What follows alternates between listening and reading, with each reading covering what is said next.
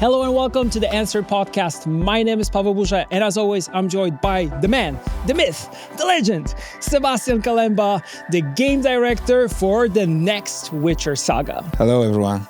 Awesome episode upon us. Who are we having today? Oh man, we are having two lovely gentlemen. PT Adamczyk, our senior composer, amazingly talented dude, and Mateusz Szymański, also talented, but the lead sound designer. Both guys are actually working with me and other folks on the new Witcher saga. Incredible. And we'll be going through their history because they worked on almost every title that we had in the studio. So we'll hear about GWENT, we'll hear about Cyberpunk, Phantom Liberty, and more. So enjoy. All right, guys, welcome to the studio officially, AnsweRED Podcast. It's awesome to have you. And before we started, I was actually talking that our journey together with you two, for me, started with GWENT, the Witcher card game. So we'll talk a little bit about that. But I think before we get to that, let's hear your voices. So if you guys could introduce yourselves briefly. Hello, everybody. PT Adamczyk. I'm a senior composer coordinator here at Projekt RED. And last month, I had my 7th anniversary. Woo! Nice. Congrats. Nice, congrats. Hey, I'm Mateusz Szymański. I'm lead sound designer here at CD PROJEKT. That's it. That's it. I'm here for 8 years almost. Actually, it's gonna happen next week, I think.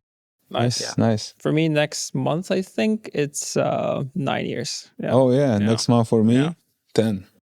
So you get a jacket. Yeah. Nice. Yeah. Finally. Yeah. For those that don't know, we get cool swag when our anniversaries happen. So that's pretty cool. So 10 years is a jean jacket with 10 years in the back, and it's Cyberpunk plus Witcher themed. So it has a really cool Can't wait design. for it. Really. Well, Yeah.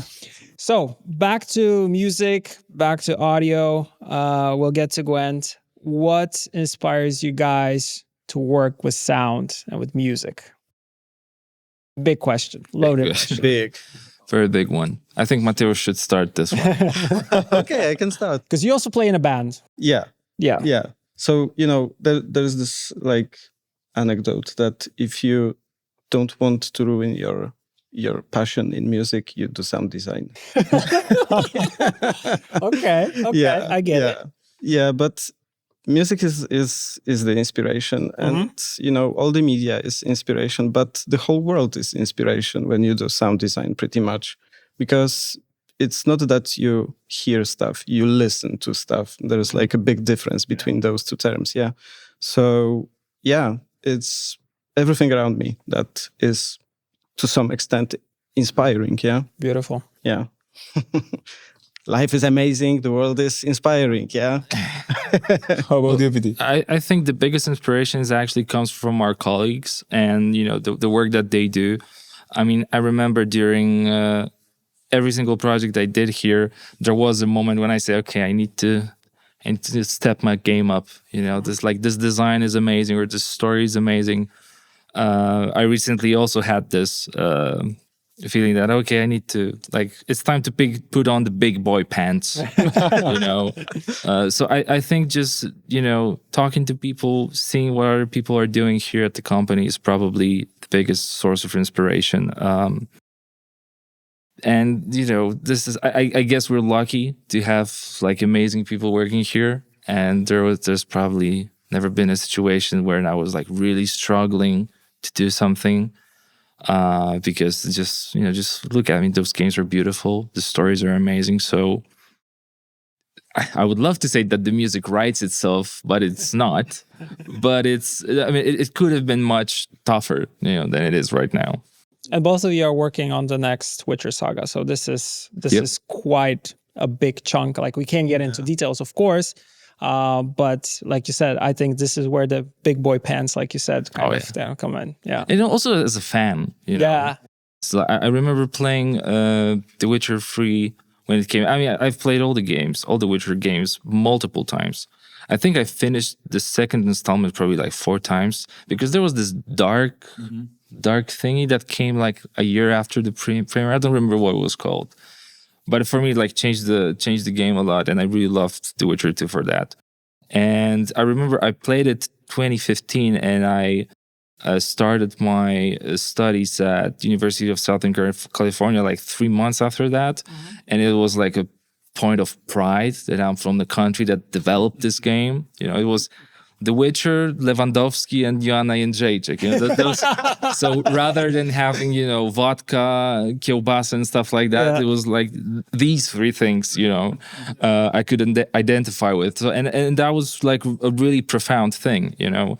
So yeah, huge we fan. also said like even Obama got his copy, right? So yeah. So it was a bit. It is a national treasure, right? Yeah, exactly. CDPR is, and I think for all of us, I grew up on the books, but then I transitioned from the books to the games, and I saw a company that could bring the world that I imagined to life, and it makes you super proud to later work in the company itself and be part of it, but also seeing like the people that work here day to day, super inspiring. Yeah, I would like to actually follow on what you said, PT, regarding like taking inspiration also from your friends here, from developers, because I love it, because creative process is all about like adding on top of what your colleague is doing and like mixing and mashing it up. And I really like this idea. But the question is like, let's say, and also both of you guys, you read the story, you see the design, you know the world, right? What are the questions you ask yourself, and you are inspired, and then you ask yourself some questions to make a tune, a music, a sound design that is first of all coherent with what you just read, and even you want to have this feeling that you get back to the designer with your proposition, and it boosts his design even more. And that works like a bouncing ball. You know what I mean? From the designer to you, from you to the designer, and not only designer, but I love this elevation kind of a part of in creative process. So what are the questions you ask yourself? How do you think about these themes, how designs, and what is the essence of this inspiration that you are taking from? When we talk about characters, I think they do work in a story sort of like chess pieces on a chessboard, or maybe, you know, there's some mathematics behind their existence in the story. So you kind of want to get to the bottom of it and figure out, okay, if this character, you know, this character serves this purpose, so I can either kind of work with this, or maybe I do something that contrasts because there's also this other side to this character. So there's definitely that.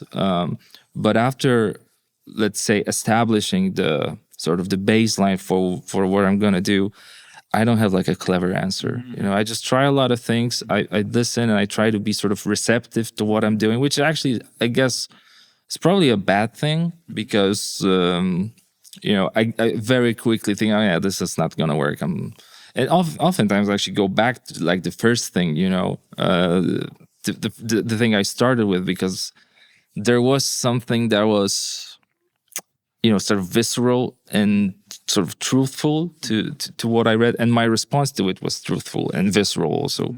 But I think just a lot of trial and error, because it's, you know, especially when you talk about main characters or like main themes for our games. Our games are huge.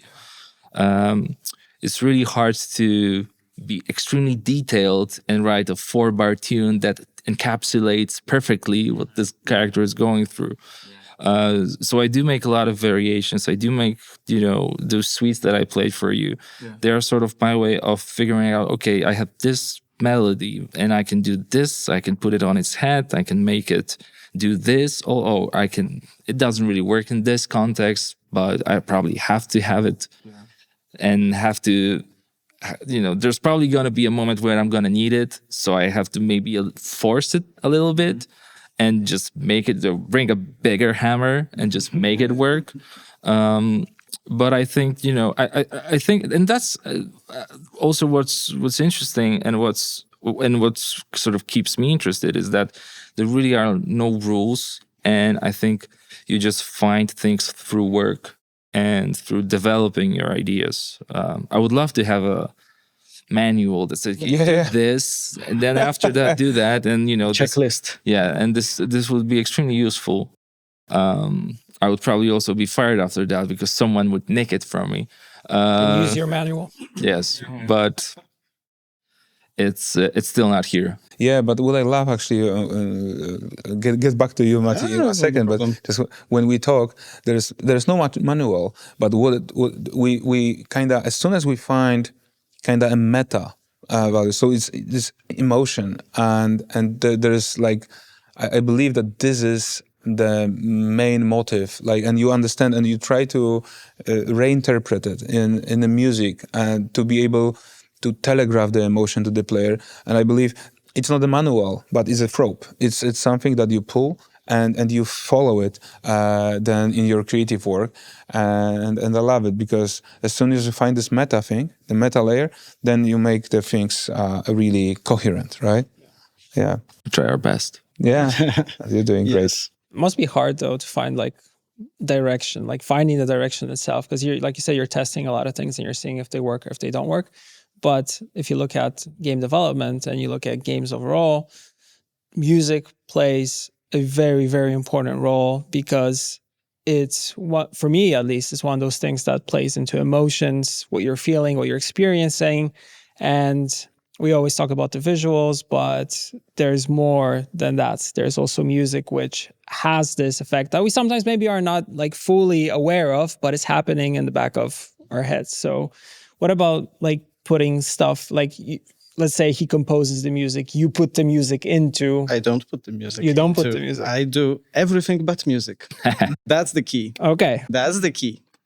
Yeah, but in my sense, whatever PT said, like everything that applies here, but that's the hard part, because my job is actually to make the world believable, coherent with everything that we design in the story, in the narration, and actually, try to also convey emotions, also tell the story. Sometimes, it's hard because you have like, you want to maintain some part of realism to it, but come on, we are in dark fantasy world, yeah? Yeah.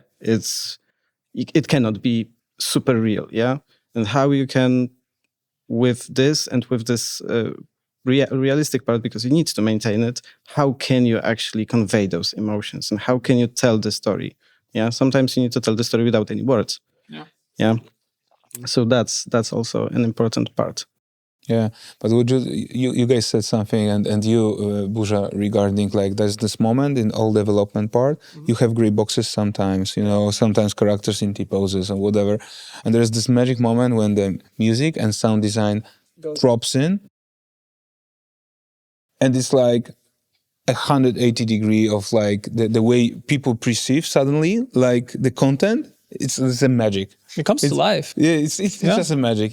I love this moment in the production. It adds not 10%. It's literally a second half. Yeah. Like it adds so much to experience that is crazily.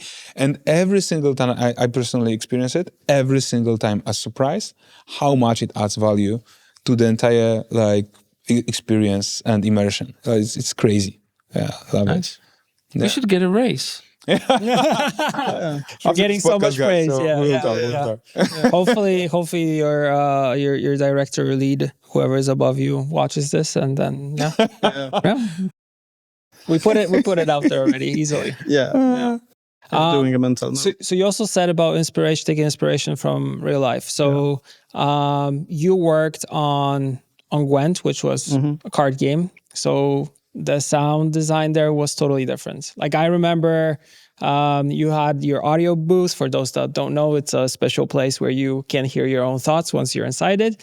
And people would go to his booth and they would scream into a microphone like I have right here. They would grunt, they would make weird noises. I was also doing this, so I kind of remember it very vividly.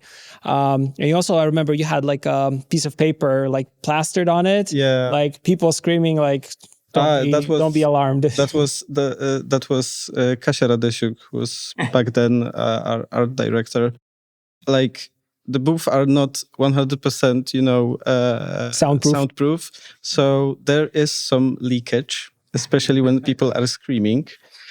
So she just printed a graphic from one of like I think it was Hammer for the Witches or something like that, when people are just like, tortured and like, just on pikes and stuff, and added "Do not mind sounds of the torture" to it. I have this piece of paper till now. Yeah. Nice. Yeah. Sometimes I put it on my doors when we have like studio tours and stuff. So going back to my, like, because I didn't ask the question, like, what about like taking all these things and then trying to make something out of it? Because I feel like you built this big library of different sounds. I also remember we were like in a cinema as a whole team watching something, and I remember we were cheering. And you were capturing the audio for, I want to say Blood and Wine. I think so. Yeah. For like where you have this, you're fighting the Shelmar, and it's like in an arena, and people were cheering, and you could hear that this was something that you guys recorded and you put it together. And then you have sounds of music, like ambient music, and then you have sounds of swords, armor clinking. You have all these things. And how do you put the puzzle pieces together? Well, it's layering. Yeah, you need to like define the source of the sound and what pretty much the character or that thing does. Yeah. Mm-hmm. So if you have, for instance, a knight in an armor and that knight walks, so you need to layer the footsteps. You need to figure out what the sound of the clattering will be. And then maybe some additional sounds. I don't know. So some like a buckle is loose, so it dangles. And and then maybe some breathing sound because it's like heavy armor and he walks. It's like labor. Breathing, yeah. So we need to figure this out. And those recordings that we actually do is for having an original source material that is unique to us. Yeah, unique for CDPR and for our games, because obviously you have a lot of commercially available libraries that are made in super professional environment, and you have a lot of companies using that. Yeah. And you can tell the difference, right? Yeah, and you can tell the difference, especially if you're an audio person. Like there was this moment when I watched a movie and there was like a cinematic effect, and I could say which sample of which library was it. It's incredible. Because they didn't even bother to edit it. I won't name the movie because that's going to be a shame. It's incredible. Yeah, like mixing is also an art. Yeah. Like, especially like you are dealing with, as you said, with tons of like sounds just from the assets perspective. There's an ambient that literally tells the story of and the identity of particular region. Then you have barks, grunts from NPCs, monsters. There is a main character also. So mixing all that is a challenge. So basically you need to have a direction from the beginning, what you want to achieve and what you want to keep. And then you go back to it and ask yourself, okay, am I keeping it? Like, maybe it's just too noisy at this point. Okay, I will just subtract this element from it. Yeah.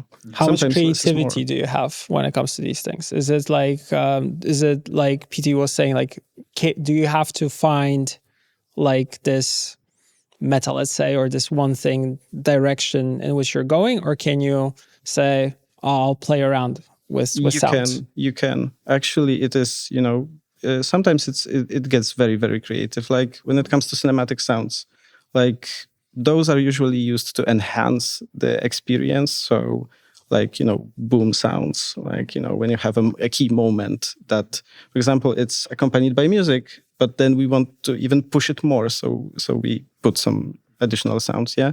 One of our sound designers, for instance, uses animal roars in those sounds. You will never hear those roars, but they add some texture to it. Yeah, so you can get really, really creative.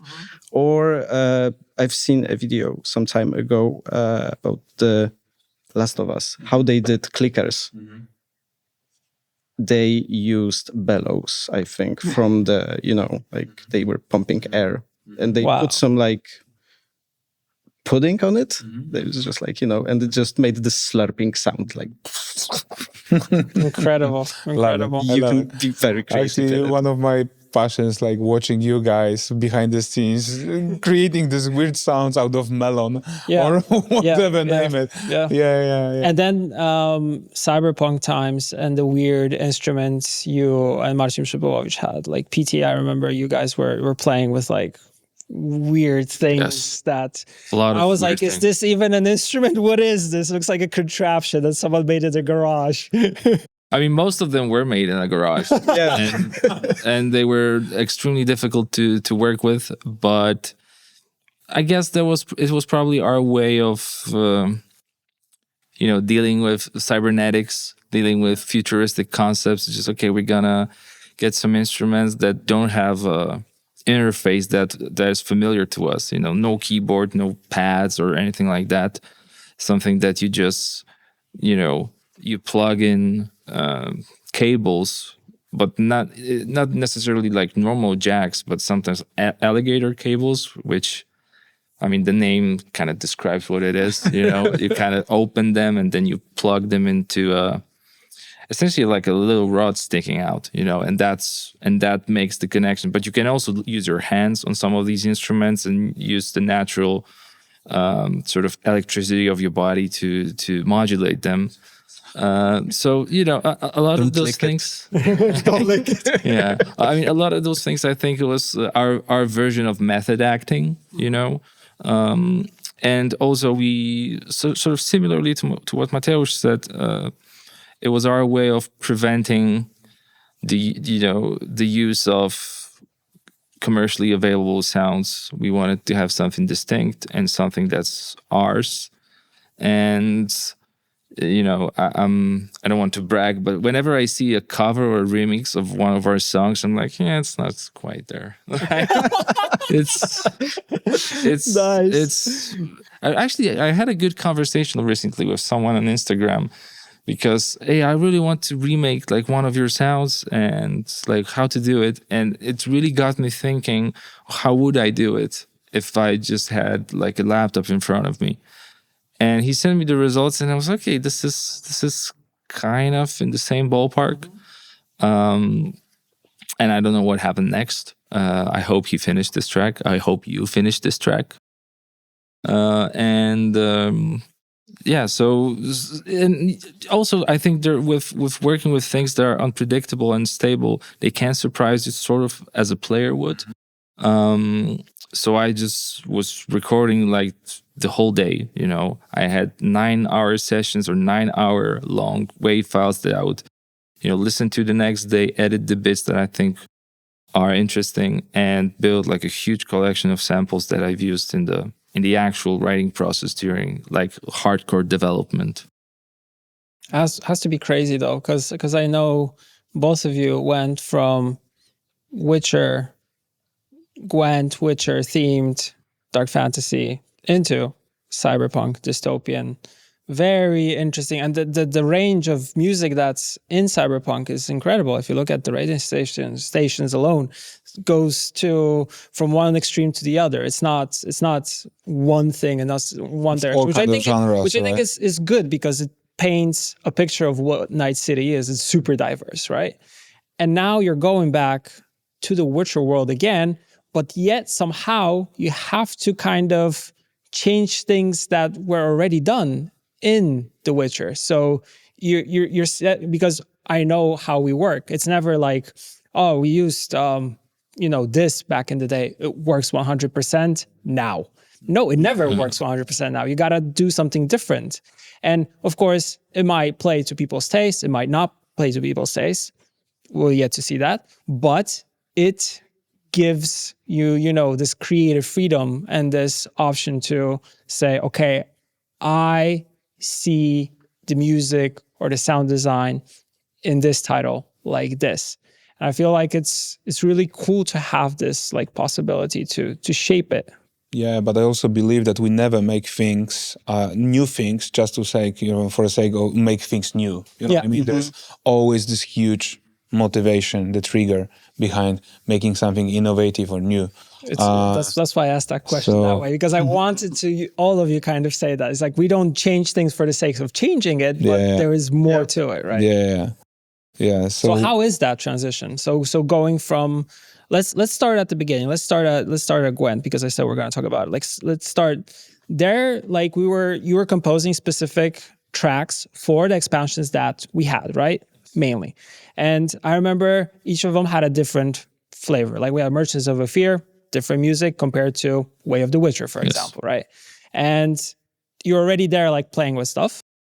And how was that experience? Like, because that's where you kind of, let's say, started your career when it comes to CDPR, I guess right? a bit earlier because we launched the arena for GWENT. Yes. Then we did Homecoming. Yes. With Thronebreakers. Yes. That was These were like the 3 initial releases of mine. And I was just happy to do that. As I said before, I was a huge fan of The Witcher 3. So being able to work in that universe, it was the best, and the ability to work with Marcin and kind of talk to him about, what he did, which I think still is brilliant, it was a real thrill. And it was just, okay, I'm just gonna take the tools that he laid in front of me, with the Witcher 3 score, and I'm just gonna take them and try to build something new out of them. And it was like really amazing. I remember doing the Thronebreaker score, and we had like a very, let's say, loose idea of how much music we're really gonna need there. And I think we doubled that, or I doubled that, because it felt appropriate, and that was pretty much the only reason why there's like 3 hours of score in Thronebreaker, which I remember started as a small game or offshoot, or however you want to call it. Game here starts like Exactly. We'll make it small, and it was like, it's too big. Hours later. I think we need to like limit the scope. And doing the expansions was actually an interesting thing, because okay, this is the core palette of the Witcher world, and now we have to make it Fear. We have to make it this thing or that thing. I love those. I think they were really cool. But what I've noticed, because I was there for like the whole time. With every expansion, you were more courageous and more bold. Yes. Every team. That's true. Like when you did the Syndicate, I was like blown. Okay, Contrabass. Because I remember. Okay, as long as I'm gonna use the sazes and the kemenches, like I can pretty much do whatever with them. Yeah. And I remember probably the pinnacle of the most out there was when we did like a Christmas commercial. Mm-hmm. And I remember I did this like, okay, this is Home Alone, or this is some American comedy about Christmas time or whatever. But I think people liked it, which it was a surprise to me, because I thought, okay, that's probably too much. But it ended up in the menu even. Or yes, we had it as a menu theme also. Yeah, it was like a holiday special for one of the, I think it was one of the Christmas events that we had. And then, we changed the menu music. And I remember people were like, wow, this is so different, yet it still is Witcher. Like you could the core is there, right? Yeah. Which is crazy. So it's a process. Like you said when you joined, is it like you first need to find your footing? Like you said, you were learning a lot from Marcin Przybyłowicz, and then once you have that, I feel like you get to, as an artist, like really play with the sounds, like play with the instruments, and really understands, because you have the basics down. It gives you more freedom, right? Probably. I think all limitations actually breed creativity. And this is a very good limitation to have, a palette for the music that you love. And also, I think just coming from the fan perspective, when you have an IP, you want to kind of honor what was before. I hate it when there's a continuation and it doesn't have like the DNA in it. It's because then, I'm sort of looking for that DNA. I mean, give me, 20%, 10% of what was before, but it has to be there, And I didn't have a problem with doing that. I actually love doing that. And I was, again, as a fan, this is what I want. I want to hear the theme for Mr. Mirror. I want to hear it exactly as it was in the game. But then, after the 16 bars, okay, do your thing, blah, blah, blah, blah. Play with it. Exactly. Change harmonies, change instruments or whatever. But, and at the very end of the piece, make sure they have the end tag of the GWENT main theme, because this is what you want as a fan. Binds it together. Exactly. Right? Yeah. And actually, this was kind of like a little mathematical equation how to do that, but still, because the tools were fun to use and I liked using them, it wasn't like, oh my god, I have to use or reuse this theme again. It was more like, yeah. And even oftentimes, I don't know what to do. Let's put the GWENT main theme in it. And work every single time. Slap it on. Exactly. We got it. What about for you? Because I remember, like we talked about the grunts and the stuff like that. We had cards which were fully animated. Of course, these were like 2D animations. No, 2.5D. 2.5, thank you. Yeah. And they had sound. Yeah. Armor was clanking. People were grunting. And they were looped. Yes, they were pretty nicely. So, yeah. So the thing that we figured was that okay, we want to have like some kind of a scene when the card starts. We don't want to have like the looping sound forever. So we had like, it lasted like up to 20 seconds. I think that was the longest card that we had. But we wanted to like sell more of this world. And we figured that it's a chance for us to also expand the universe of The Witcher, yeah? But as PT mentioned, honor it, yeah? Honor The Witcher 3 because it was strictly tied to Witcher 3. It evolved from Witcher 3, so we based a lot on the actual assets from Witcher 3, for example, yeah? We did some Easter eggs as well. Of course. Like I remember when we first saw Queen Calante, and she was like standing in the field.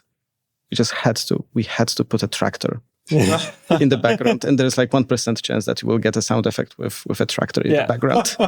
Or Priscilla, when she's playing her song, she starts like the music goes crazy. There's there's a disco. Rainbow disco, and it goes like. But there were plenty of Easter eggs. Yeah, there were the one with Siren. I think at some point she was getting a piece of paper on the face together with the this was actually Birna. Yes, Birna. Birna Brown. Oh my so god. she was chained to a rock. Yes. And there was a storm. Yeah. And if you waited long enough, there was a piece of paper that went to her face, like slapped on, and flew away. I laughed so much. Yes. Yeah. So that's like, we wanted to honor it, but also like a lot of things were already done, like monster sounds, for example. Yeah. Like, or like very unique sounds, like Geralt swords and stuff like that. And one thing that I wanted to mention, because you mentioned that people were like, grunting and stuff. That was the toughest thing because we weren't able to record localized lines for those. So, and sometimes we, like the animators did some mouth movements and stuff. We just had to put something, or like, tell me a story without the words. So for 12 seconds, the guy will be like,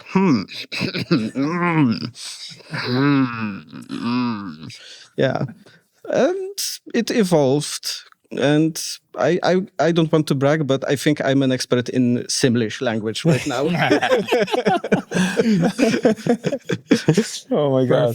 Perfect. Okay, and then you both transitioned into Cyberpunk. Dystopian future, high tech, no more swords, guns and stuff.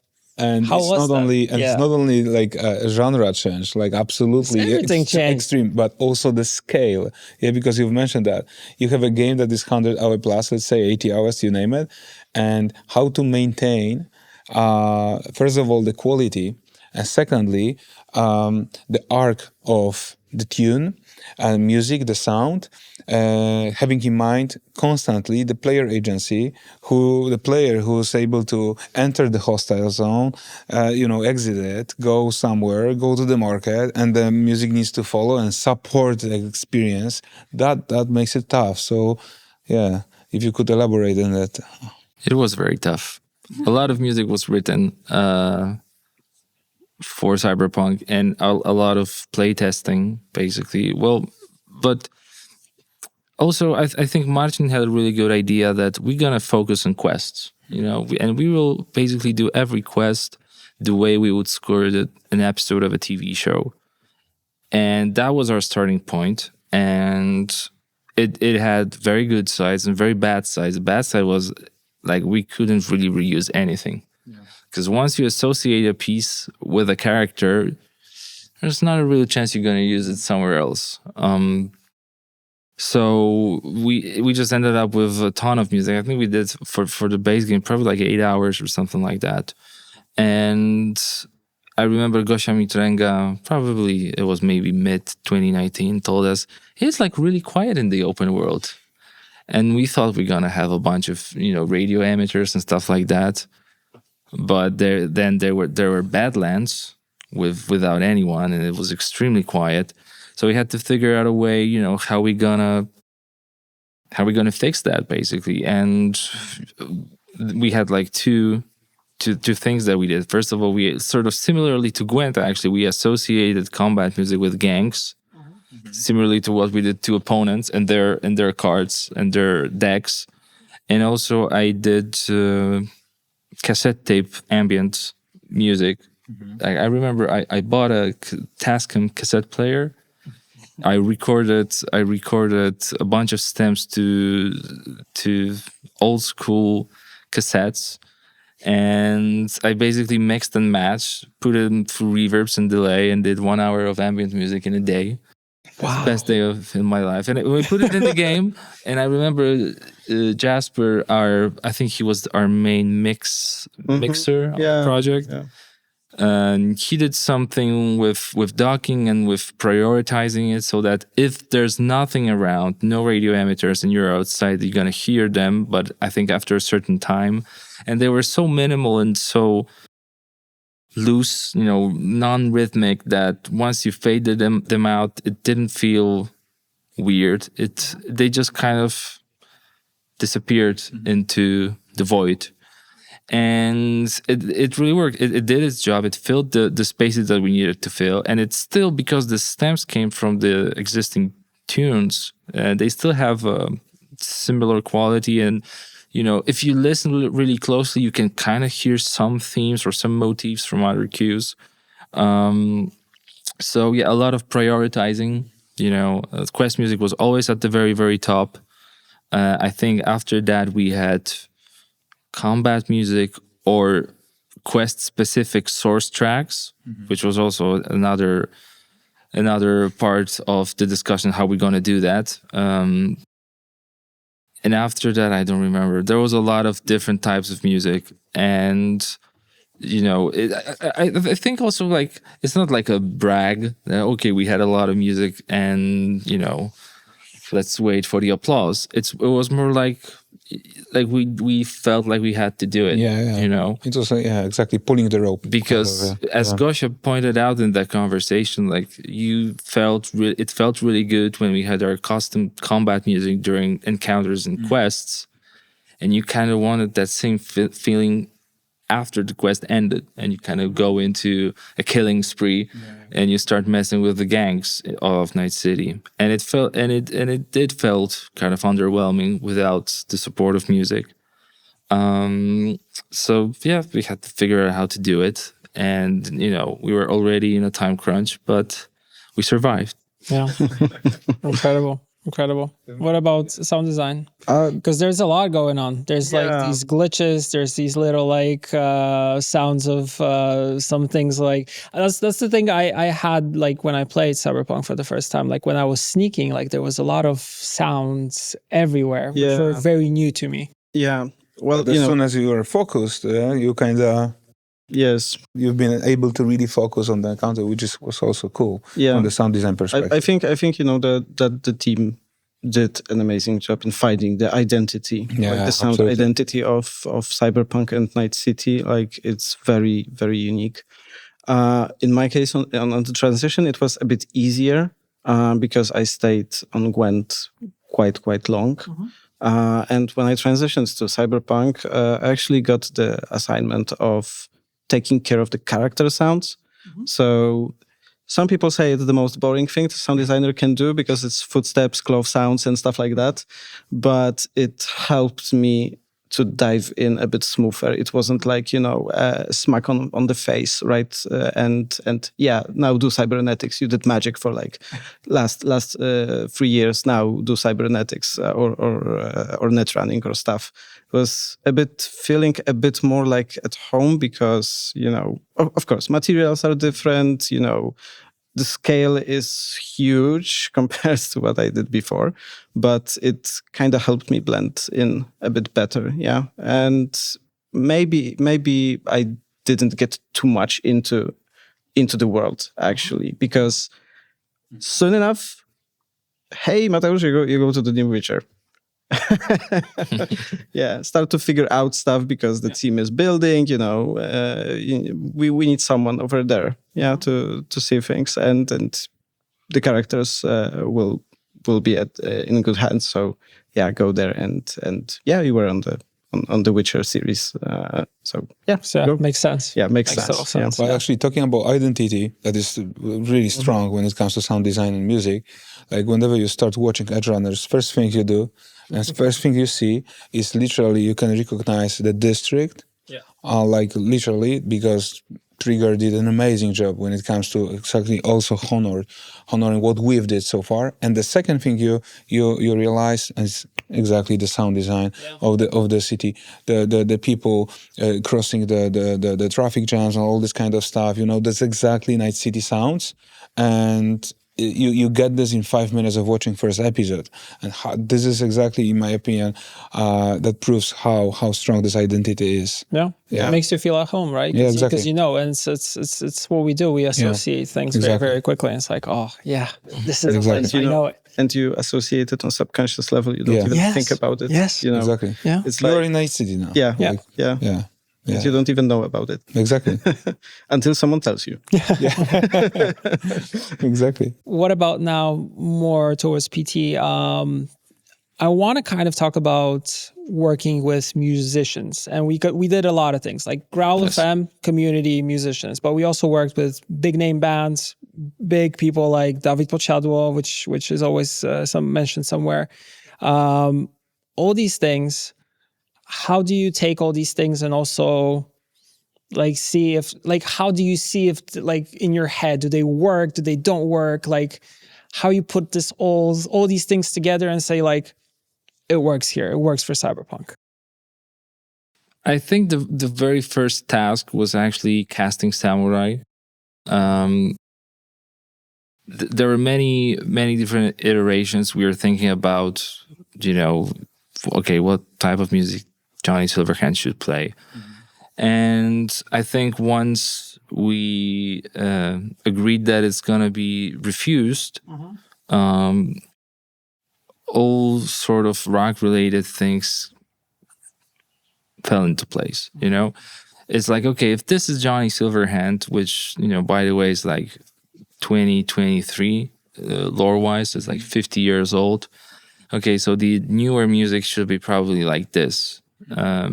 And that sort of informed also other things. Okay, if this is like the rock and roll music and has this level of energy, when we do like techno or other stuff, should probably,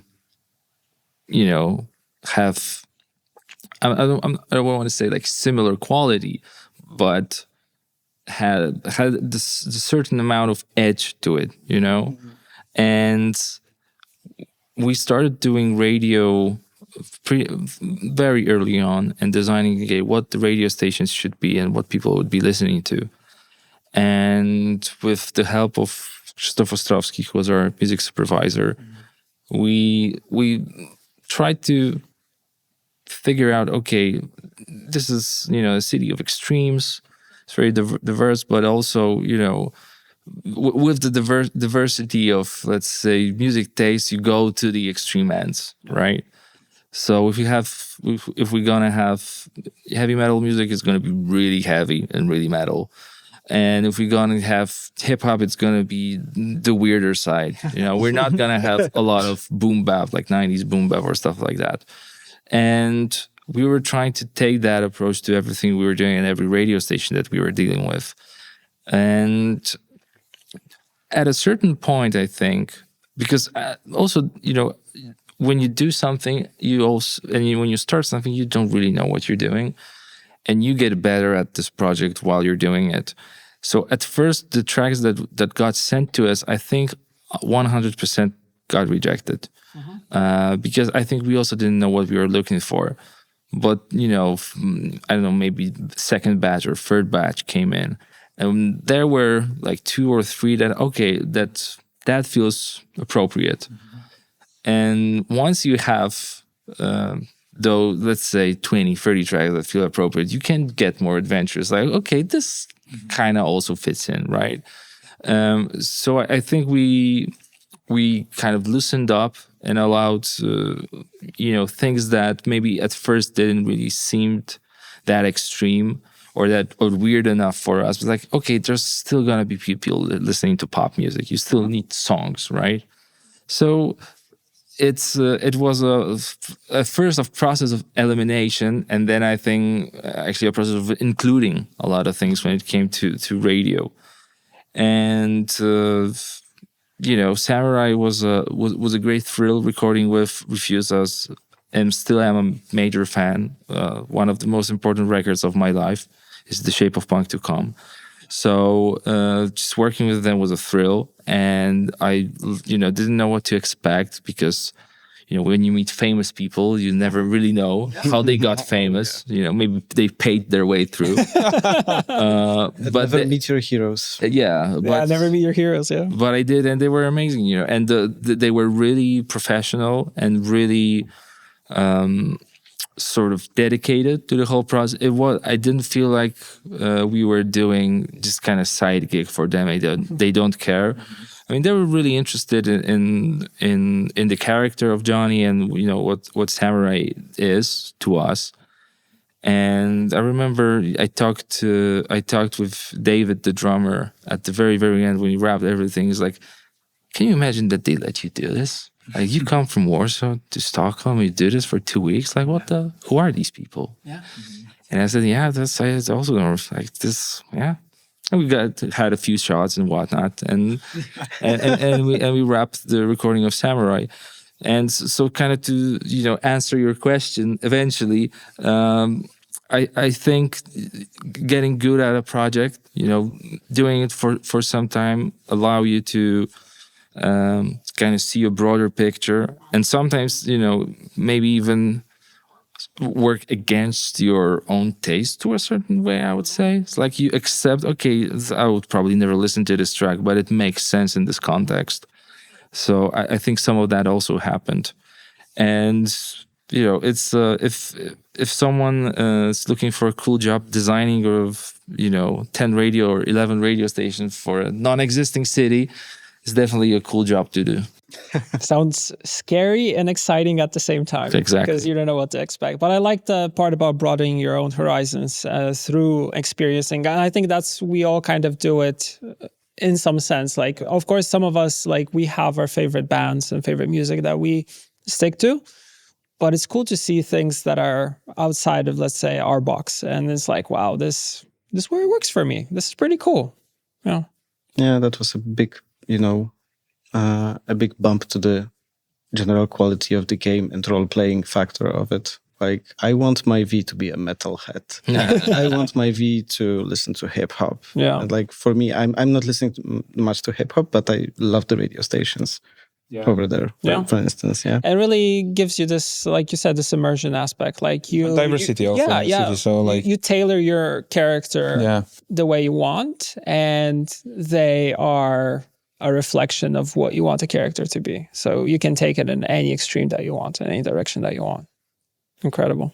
Yeah. So PT was actually dealing with Refuse and other stars, and you were actually working in the foliage room. My first visit was actually for Witcher, but I spent a couple of days recording footsteps with an amazing crew in Warsaw. That was an adventure. Like seeing the guy actually jumping barefoot on metal grating and doing this 30 times just so it Sounds is like recorded. Parmesan. Yeah, oh man, that was that's dedication. That's dedication. Yeah. And it was like, after 5 hours of running on other surfaces or on gravel, barefoot, for example. Definitely Yeah. enjoys it. I can barely walk on a beach that is not sandy because if there's rocks, I'm like, oh my god, exactly. I can't walk on this. Yeah, To sit and down immediately, then you have I'm not moving. Yeah. then you have a pro who is like, Yeah. yeah, come on, man. But those are also the perks of the job. You get to see people doing incredible things and you get to record the sounds. I remember the sound designers going out and recording like supercars because we had awesome cars in Cyberpunk. Yeah. And- Actually, we've been recording Porsche, right? Like, Yeah. Yes. And also other like super like drift cars and stuff like that. And to the engine sound, the exhaust sound, like all these things put together. And then it also makes it more believable when you play the game that it's like, yeah, this is actually what cars sound like. Like this is a muscle car because I know this was taken from a Mustang, for example, right? If you will allow me for a little nerd talk, but there is one thing that we did in CP. There is something called impulse response and convolution reverb, which is basically gathering an impulse of a certain place and you can put it on something. Yeah, it's used for reverb. So for instance, our studio, we can grab it and then we could apply it to voice and it will sound like, speaking in the studio. Yeah. One of our sound designers did that, but for car booths. So basically we rented cars and recorded impulse responses from the cars. And if you are in the first person camera in CP, you are in the cars, literally. The filtering is as it would be in a certain car. the very first scene with Makes it text, super right? real. Yes. Yeah. It is a slight difference. It is a subconscious thing. It gives you this intimidation also. Yeah. Whenever you see it with text, actually, you feel that you are there. That's the world within. This frame. This car is a world itself. You know what I mean? Yes. Yeah. So for all those car nerds, check it. Oh, yeah, that's awesome. That's awesome. Yeah. But And it's also then there's the burst also- of creativity here. Yeah. Like, how can I make it even more immersed? Yeah. Okay, let's simulate the car booth. Yeah. Who would think about that? And that's just one of the things. There's also like I know your teams went to like historical recreations of medieval fights and stuff like that, where there were they were putting microphones on people to capture everything, like battle sounds and all that stuff. It's also so realistic and so crazy. I know they're acting those things out, but they actually smack each other like with full force. Like people are bruised and are They are like not really It's not WCW, my friend. Yeah. They are not acting. I was one of those people in early medieval. I was really a reenactor and it hurts. Yeah. They are not acting. My friend got back one of these trips with a spear in his shoulder, literally. So You had a fun weekend. Like, what did you do? Well, I got a spear here. exactly. Yeah, I have still like a hip bone fracture out of a spear. That's the passion, right? That's I the remember passion. you bringing to work like because we needed props for the tavern and we had like your metal like medieval helmet. Yeah, Viking helmet. Yeah, Viking helmet with like chainmail on it and stuff like that. Like those things are just so cool. Yeah. Yeah, I still have it in my booth. I mean, prop collection, Yeah. Like some designers are at some point start to be junk collectors. So don't be surprised if you see me like in your neighborhood, scrapping through the trash bin. Yeah, it's also cool because we have like a suit of armor in the Warsaw office, first floor, that has been here since I want to say like Witcher 2-ish days, and those were also used to like you put people in a suit of armor and they're walking and you're capturing sound from it, which is just like, and I love that because like you said, we could have like just taken all these things from a library and just use it, but then it would be a generic sound that is used everywhere. But then if you capture something unique and something cool, it's like this really hits the spot because it's like it's perfect and there's always a good story that comes with it. I love the stories. Yeah. Yeah. You know why I keep the helmet? Yeah. There is a specific microphone that you put inside the ear holes. Okay. You catch the drill? Oh yeah. So when you that's crazy. I mean, I'm the only person, in the team who actually can put the helmet on and be hit with it with a sword. Yeah, and then yes, it recreates the full, like, it immerses you like crazy because it's the real thing happening. Yeah, that's have ambitious goals. Flashbangs In the, for Cyberpunk flashbangs, right? Someone used to design that. Yeah. Yeah. Incredible. Okay, but probably the other way is to become sound designers, right? So how do you actually become a sound designer? Like for someone who wants to like start in the field, like what's the? It's you need to have some theoretical knowledge, you need to have some theoretical knowledge about recording, about sound engineering. You don't have to have a degree, but for instance, I don't have a degree. I just studied it, but never finished the studies. You need to have this theoretical knowledge, and then you need to go to the game development part, which is you need to learn how to implement those things in game. Yeah, the technical aspects. The technical aspects, yes. And people tend to be scared of it, but it's really simple, especially the middleware that we are using. So it's very easy. But the theoretical knowledge, that's the hardest part. Then comes a little bit of knowledge how the world works, actually. Because you can be an awesome asset artist, but if you don't know that birds behave like that when the weather is like that, and you put birds when it's heavily raining, and they don't chirp when it's raining. Of course they don't. You have to be curious, right? Yes, you have to be curious. You, right? Yeah, you have to be curious. You need to like observe and listen to stuff, and then you become a nerd. Yeah. So in your free time, weekend, you go to the forest and you observe birds, for instance.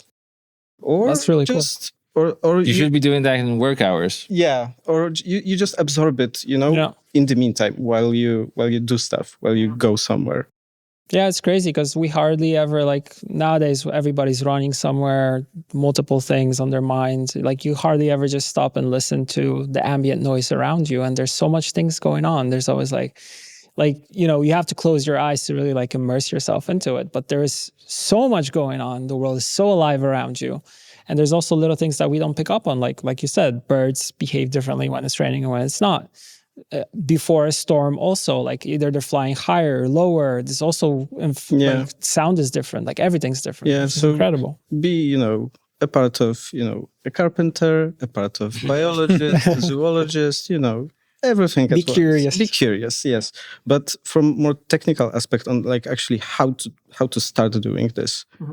Start to do sound redesigns. We call it sounds redesigns. So you grab a trailer or you grab a part of a gameplay and you start to put your own sounds over a picture.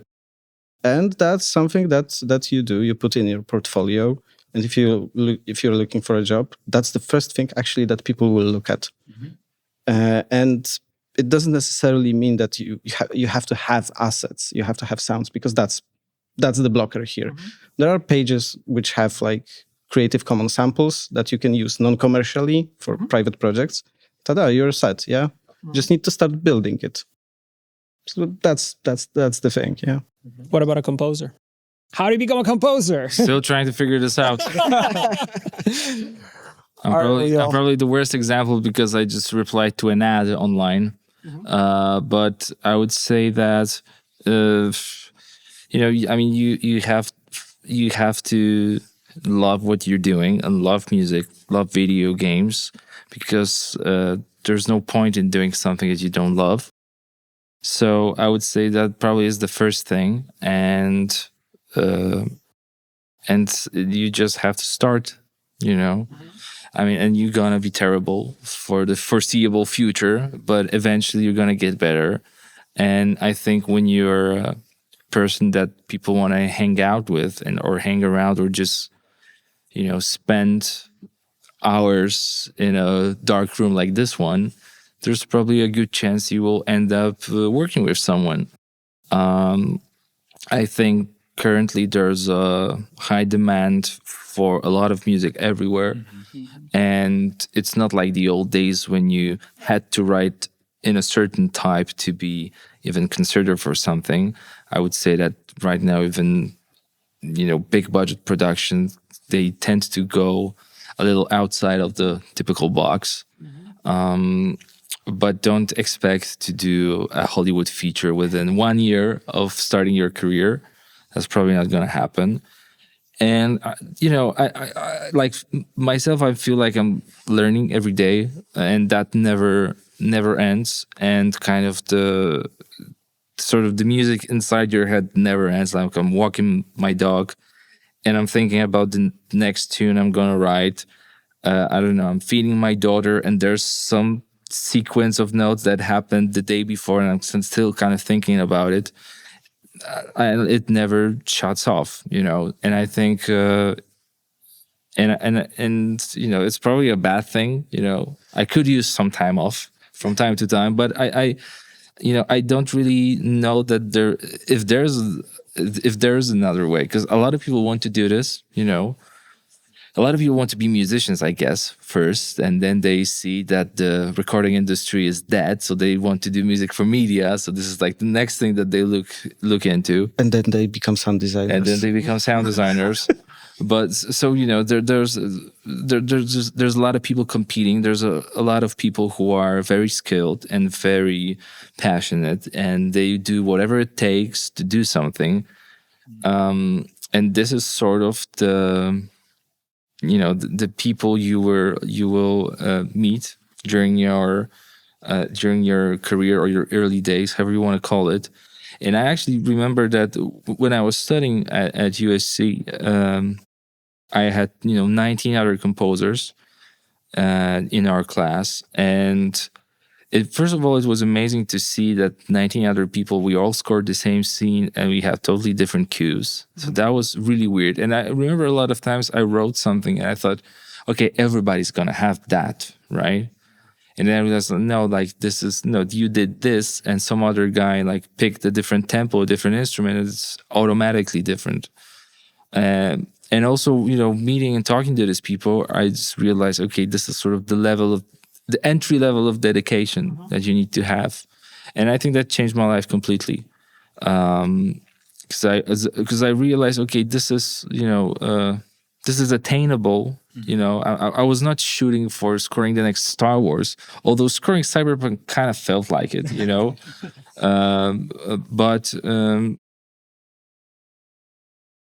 but I felt, okay, this is attainable in a way, like, everybody needs help. There's a lot of work out there.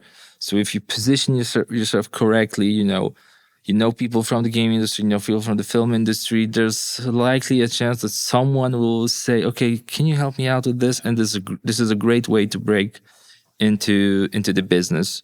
So I to the previous things I mentioned, just kind of being open to possibilities, I think is also a must, Yeah, because I sometimes feel like when it comes to musicians, like they find their style and they try to just stick to that style. And I think as a composer, like you have to be totally open. Like you could be doing one day a jingle, the other thing you might be doing like music for a scene, let's say, and that's totally different, two different things. Yeah, and you don't want to hack it, like you want to find beauty in it. Exactly.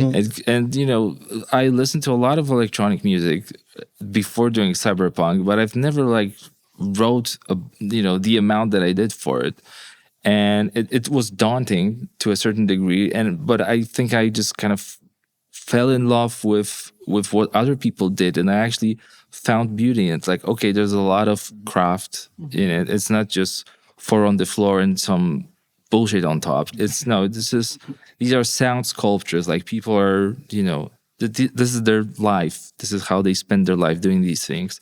And I think as a composer working with different genres, you don't want to be caught, red-handed, like just faking stuff. You want to have this, thing that you're doing sound authentic and sound real.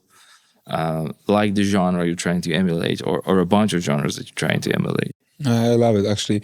I don't know if you're familiar with the book from Rick Rubin, also pretty famous musician, right? He works with some of the biggest artists. Exactly. and his book, I think it was a huge, like a bestseller last year. It's a creative act, the title.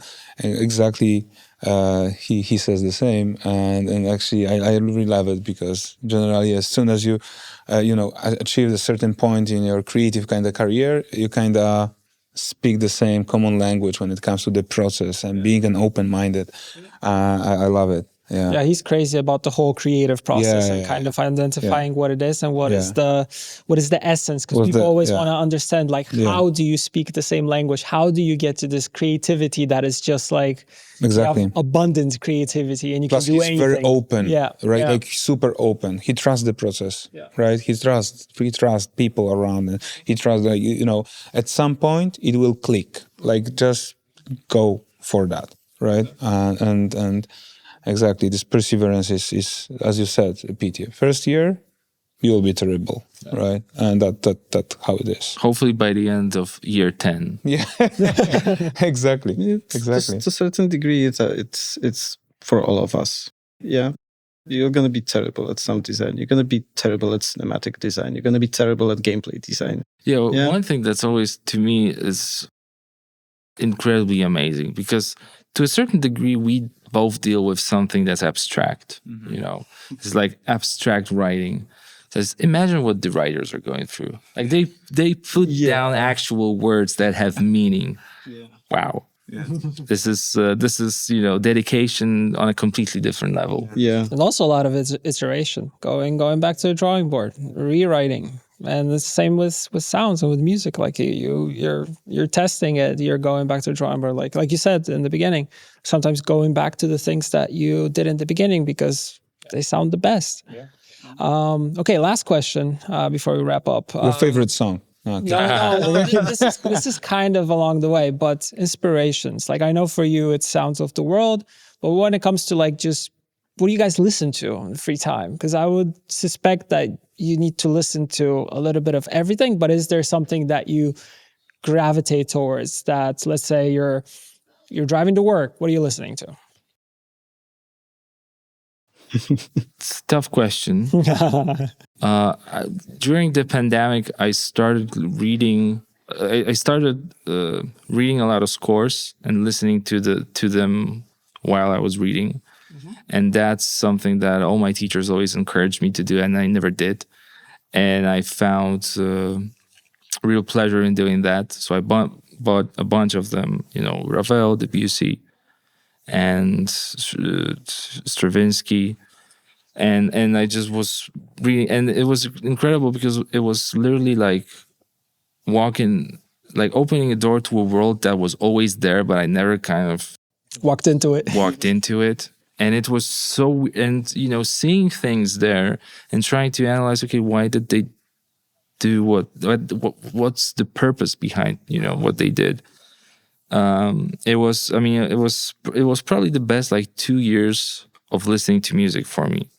Because it was very ear-opening, and I don't really have time to do that because I have a young daughter. But hopefully, once she's a little older, I'll get back to it. But I think I listen to a lot of different things depending on the situation. Like I listen to different things at the gym, and I listen to different things when I'm walking the dog. Probably not listening to it, probably just hearing the music in my head when I'm walking the dog. But at the gym, it's like always Pantera. Nice. It's, Ride the Lightning or some old school 80s trash or some hardcore electronic music that kind of keeps the pump alive. Yeah. Keeps the momentum going. Yeah. Yeah. So it's probably that, but I rarely have a chance to just kind of chill and listen to something. And I also listen to a lot of music when people send me reference tracks and stuff like that. But yeah, if I were to pick, it's gym music and probably classical music while score reading. Nice combination. Yeah, for me it's usually a mood lifter. So if I need to wrap my head around after a very intense day of listening, I tend to go to more ambient music when I'm going to work, I usually need to pump my energy a bit because I'm getting up quite early. So it's you're like listening to Pedro. usually some post-hardcore. Oh, okay. Yeah. Well, that's a different genre. Solo. Kinda. or Viagra Boys. That's a good energy pump. Nice. To each his own, to each his own. Yeah. Guys, this was amazing. Thank you. Thank you so much. Thank you so much for coming. Super inspirational. Yeah, Super love easy. it. Love it. Thank you so much, guys. Thanks. Thank you so much for tuning in to this episode. It was an 8th episode, and I believe that together with guys, we covered so much already when it comes to the game development and how we make things here at Red. And we hope that you had a great time with us. It's an incredible art form, and learning from the guys and learning also what inspires them was incredible. And of course, as always, since it's the end of the episode, don't forget to comment, like, subscribe, all that jazz. And one more thing, we started a YouTube community, which you can join. So get on that, ask your questions, interact with us, because we want, of course, to have questions from you. And we have questions from you. That's true. We chose 2 questions from episode 7, which was the Paweł Sasko and Dan episode, in which we talked about Boston and NA. And the first question actually is, how are we naming the Boston studio? And as far as I know, I think it's CDPR North America, the official naming for the studio. That's right. And the second question that we got was about Sebastian's tattoo. So do you have Super Meat Boy tattoo on your arm? Actually, it looks like a Super Meat Boy, but it's not a Super Meat Boy. But you can call him that. It's an anger from Inside Out, from the first part. Oh, also, actually, the second part is already released. Same anger there. A bit more educated, I would say. I don't want to spoil anyone. And new emotions are coming in with that all one. new emotions, and also anger also developed. So I love it. I love this emotion. It's my main emotion. Anger? Yeah, of course. I manage as much as possible, but I know that he is there next to the sadness and next to the joy. But yeah, the anger, I love this guy. I simply love his expression, and I like the way he was animated, how it was developed. And I'm a huge fan of Pixar and Pete Docter himself. Huge fan. Yeah. Incredible. Of course, if you have any more questions, be sure to leave them in the comments below.